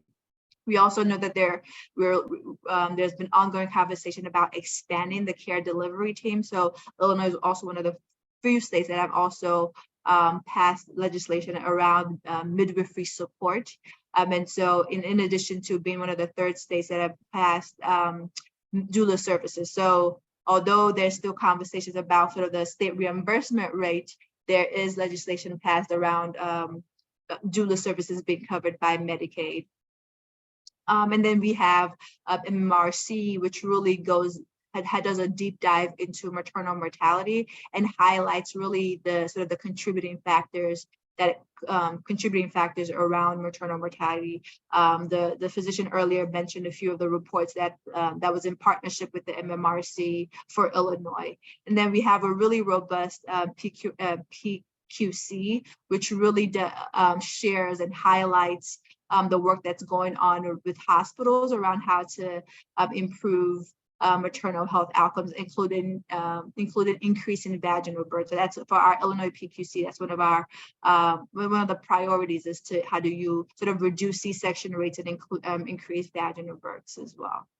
So I think that's this might be my last slide. Yes, so this is my information. If you have any questions related to what I presented today, or just had general questions about the offerings that March at Dimes provides, please do not hesitate to reach out to me. Thank you, Elizabeth. If you could put your contact information and maybe the link to the report in the chat for our guests, that would be helpful. The last part of the event today is I wanted to have a testimony from a patient experience. I think that sort of always brings home what we're talking about and really solidifies the importance of the work we do. So thank you, Elizabeth, for reaching out and getting a member testimony for me. As we look at the video, please place any questions you have in the chat for Elizabeth, and then we will go back to her. Hi, thank you for joining me. My name is Ashley January, and I'm an artist. I'm based in Chicago, and my work centers Black mothers and Black families surrounding the Black maternal mortality and morbidity crisis. And I'm just going to give you my birth story and how it has informed my art practice. So to give you a little bit of history, when I was pregnant, a little over 4.5 years ago, I experienced some complications during my pregnancy later on. The first part of my pregnancy was actually very smooth. I didn't really have any issues, no morning sickness or anything. It wasn't until my 20th week, when we went in for the ultrasound, that they discovered my son was measuring small.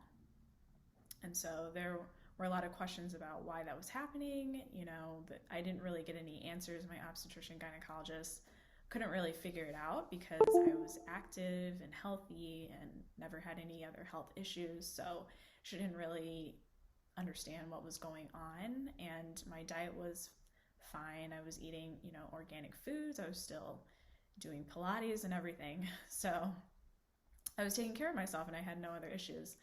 And so she referred me to the MFM, the maternal fetal medicine specialist. And when we went to that appointment, she asked me a few questions that kind of stood out to me and I thought were a little bit weird. She asked me if I smoked, if I did drugs or drank alcohol. Stressed us out, myself and my husband, after leaving that meeting. And so, other than that, we just proceeded like everything was fine. And, we went in for a routine ultrasound and checkups. And gradually throughout the pregnancy, I was fine. But one thing my husband noticed in hindsight was that my blood pressure was starting to kind of go up or become elevated just slightly. So it was still in the normal range whenever I would go get it taken at the checkups. But for me, my baseline numbers, which I didn't really know at the time, it was considered a little bit higher than usual for me. And so, looking back, I wish I had known to take a log of my blood pressure throughout the duration of my pregnancy so that I knew my baseline numbers going into the pregnancy, so that I knew that if, the numbers started to creep up a little, we should really look into why that was happening. And I also didn't realize later on, after doing my own investigation into my later diagnosis of preeclampsia, that one of the complications of preeclampsia is the intrauterine growth restriction, which is why my son was measuring small at 20 weeks. So looking back, my husband and I think that I might have been developing symptoms of preeclampsia before I got the official diagnosis at 32 weeks and 4 days. So kind of fast forward to the diagnosis, I had hit 32 weeks, and so I was told to come in for fetal heartbeat monitoring twice a week, and just checkups twice a week. And so that Friday, we went in and proceeded like everything was normal, but then the nurse practitioner kind of noticed that the baby wasn't seeming to be moving as much as he should have been. And so, maybe an hour goes by and she's like, I think we're gonna keep you just to kind of monitor the baby a little bit more. And this is my first pregnancy, so I didn't really think anything of it. I'm just kind of going off of what the nurse practitioner is telling me, and doesn't seem to be too worried about it. So at that point, I'm not really worried either. And so she said, we're going to send you to triage, and you're going to stay in triage, and we'll be monitoring you there. And we walk over to triage, and I distinctly remember telling my husband, triage, I'm not ready to go to triage, not yet. This is where you go to have the baby, So we go to triage, and it was at triage that they did another urine test.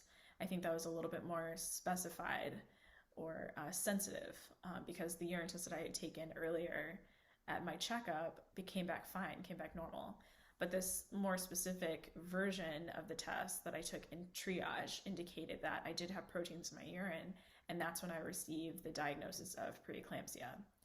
And it was after that diagnosis that they kind of got a little bit more serious about me staying in triage and me being monitored overnight. So they actually put us in a room, and I had the fetal heartbeat monitoring on all night long. I got a line put in my arm and everything. And I was monitored during my stay.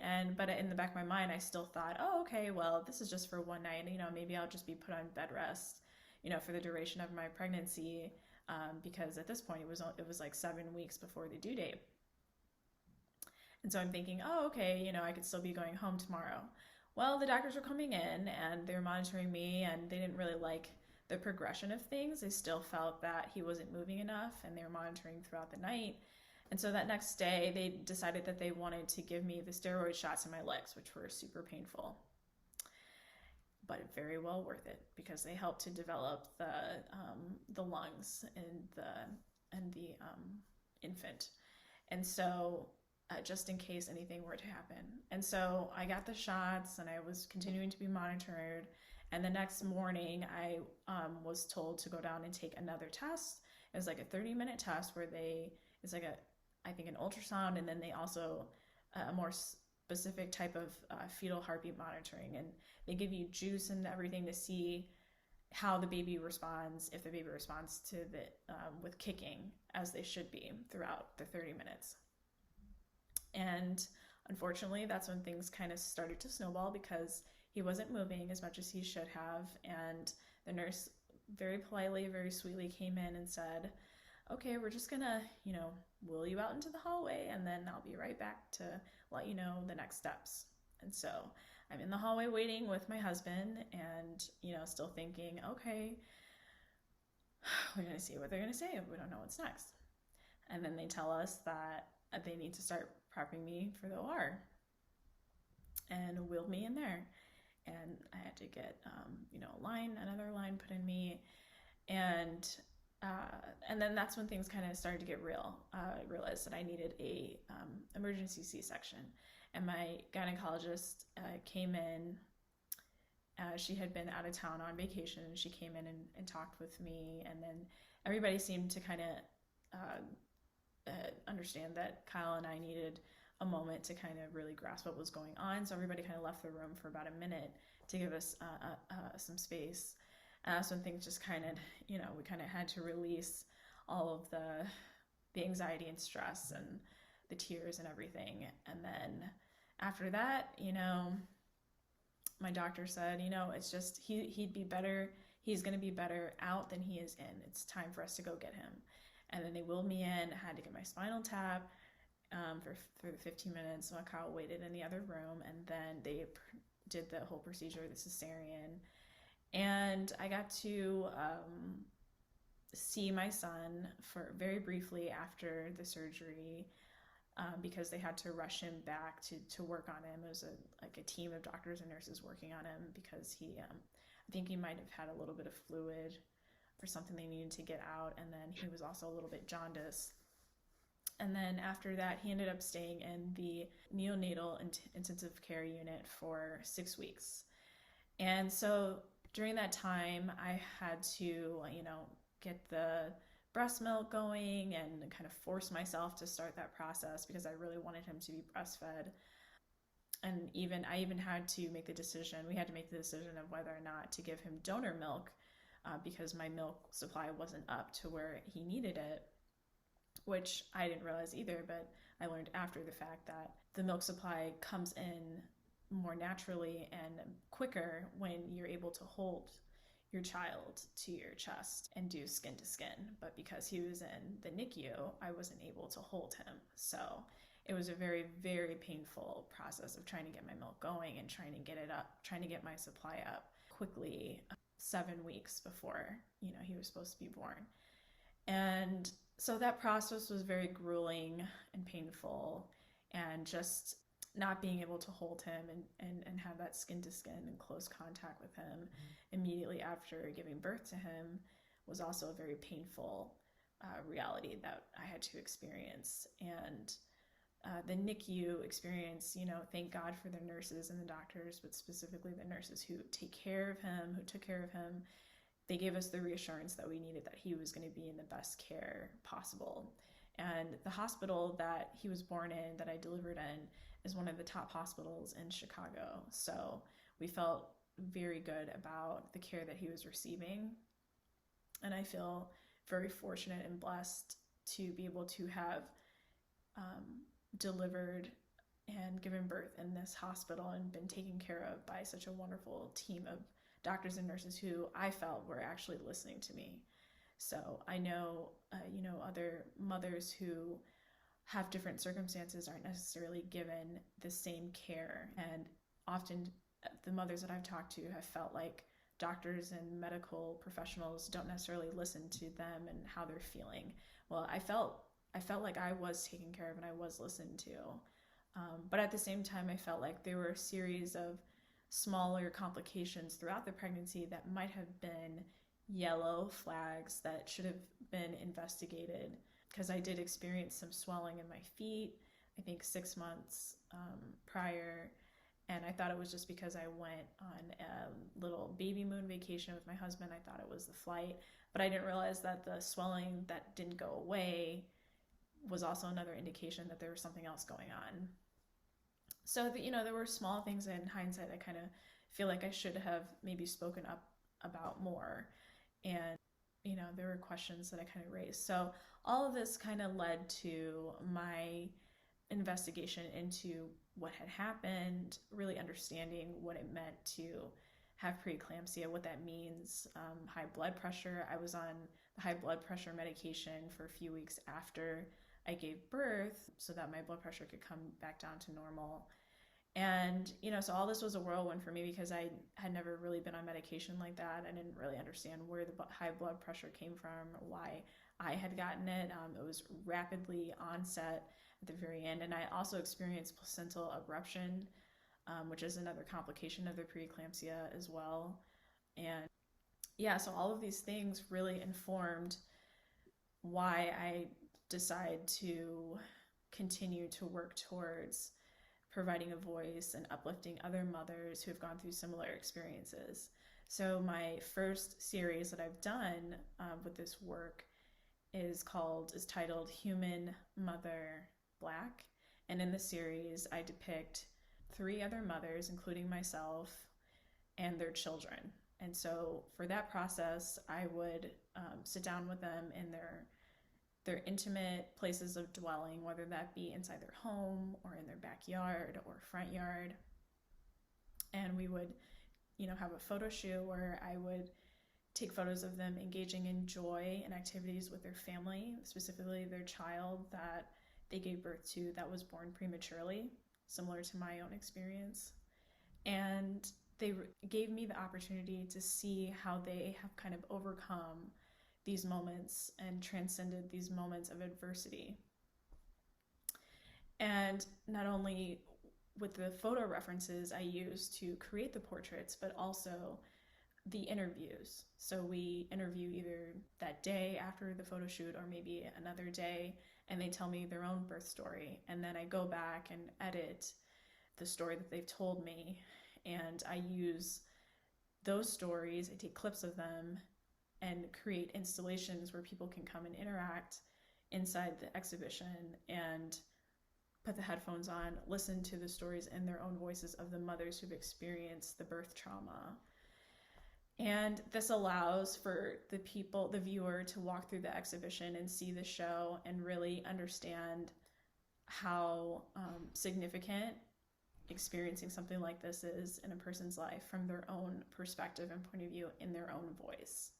And a lot of the mothers that have participated in this project feel that they're able to help create awareness surrounding the Black maternal mortality and morbidity crisis, and somehow they can make a positive change to help other mothers and families kind of guide through their own maternal and birthing experiences. So this whole process of wanting to bring awareness to this issue kind of came out of my own experience and my own reflection, but also my engagement with other mothers and families wanting to use their voice to also bring awareness to the issue. And you'll probably see behind me, I have 2 paintings from my newer series that's still speaking to this issue. And some of the figures, I always depict the figures that I can't get away from the figures. But they're often placed in kind of imagined landscapes as well. And there can be a little bit of, spatial distortion that I'm playing with as well. But you'll notice like the color palette is more of a soothing palette where there's softer colors because it's such a heavy topic. I don't necessarily want to bombard the viewer with a lot of the trauma that is felt, but I want them to also feel the joy and the perseverance despite, the circumstance. So that's what I'm working towards with my new body of work, and I'm still promoting my first series. It's currently in a solo show at Western Illinois University in Macomb, and that'll be running through Black History Month until February 24th.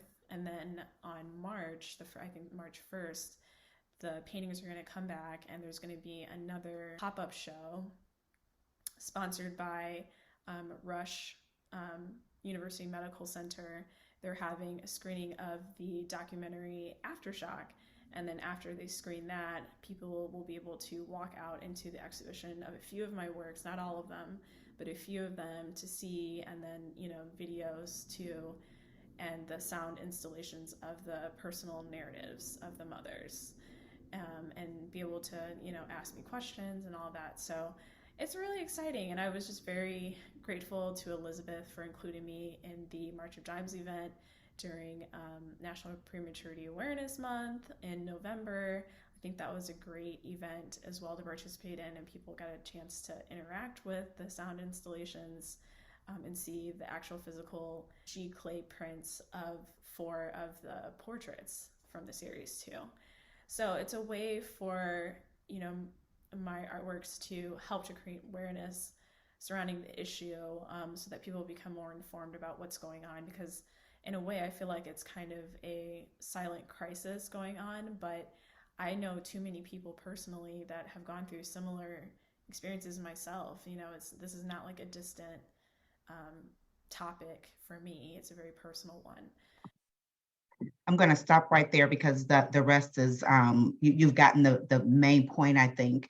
And if you don't learn anything else today, I want you to take the voice of a more affluent Black woman who still had signs missed. So imagine those women who are not affluent, who don't go on the internet and research their diseases, who don't have a partner who's standing by them, who don't have access to move around to different facilities and ask questions.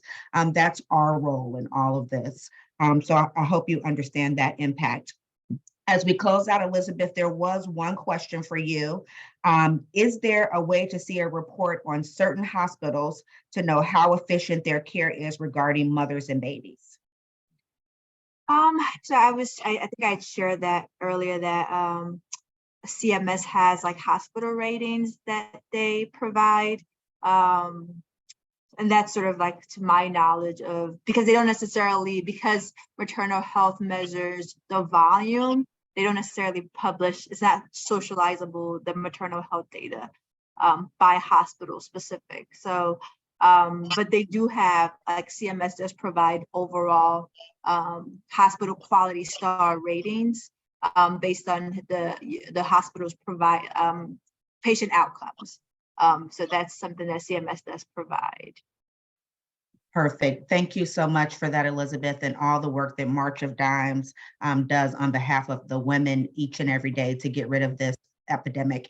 I'm going to turn it over to Sora Ruff, who will close us out for the day. I hope everyone has just gotten a bit of information today in terms of what they can do and how big the problem is. There was a request related to ARDR's information. If that's something you're interested in and you're not on my regular list, please put your email in the chat and I'll ensure that we get that information to you. Sora Ruff, you can close us out. Thank you, Sora Collins. Good afternoon. My name is Sharon Ruff, and I'm a proud member of the Glen Area Alumni Chapter of Delta Sigma Theta Sorority Incorporated. First, I would like to thank all the presenters, especially that patient story. It was extremely informative, and I can't thank you all enough. Thank you all to the community for joining us this afternoon for this relevant and important discussion on maternal mortality. In times such as these, it's important and it reminds us to take care of our physical and mental health. Please join us for our next community event on February 20th at 8 a.m. when we will walk the Yorktown Mall for our Healthy Heart event. So all is welcome for that. Sora Collins also put in a survey, so please complete that survey for us for future programming. Please look for more information in the future on our social media pages. That concludes our event, and thank you to all and enjoy the rest of your day. Thank you, Sora Ruff. And again, as I close it out, although we are in a new year and it's 2023, COVID is not gone. Everybody remember to wash your hands, wash your distance, and get vaccinated if you have not. Again, thank you very much for joining us. If you are not a regular attendee, again, put your email in the chat and we will be sure to inform you of all future events. Have a great rest of your weekend and thank you so much for joining us.